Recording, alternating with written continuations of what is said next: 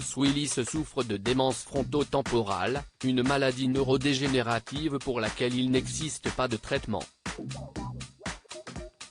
Vendredi 17 mars, dans les colonnes du journal allemand Bild, un cousin de l'acteur s'est confié sur la dégradation de son état de santé. Des nouvelles inquiétantes. Au printemps 2022, Bruce Willis a mis un terme à sa carrière suite à de graves problèmes de santé.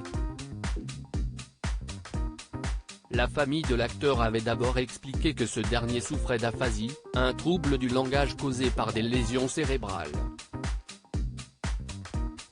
Mais l'an dernier, la maladie du héros de Die Hard a évolué, permettant d'établir un diagnostic plus précis.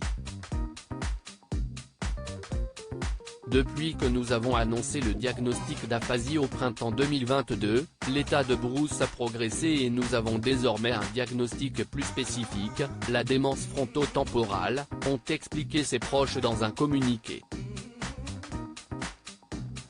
Malheureusement, les difficultés de communication ne sont qu'un symptôme de la maladie à laquelle Bruce est confronté, a précisé la famille, en se disant néanmoins soulagée d'avoir enfin un diagnostic clair. Aujourd'hui, il n'existe aucun traitement pour cette maladie, une réalité qui, nous l'espérons, pourra changer dans les années à venir, ont ajouté les proches de l'acteur.